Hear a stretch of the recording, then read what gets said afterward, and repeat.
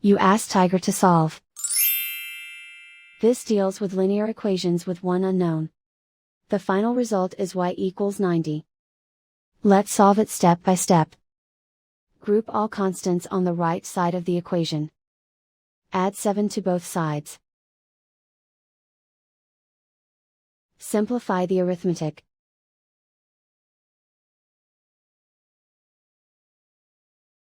Isolate the y. Multiply both sides by 9.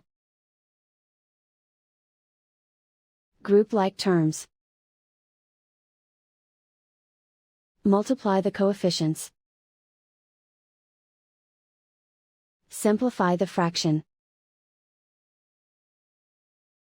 Simplify the arithmetic.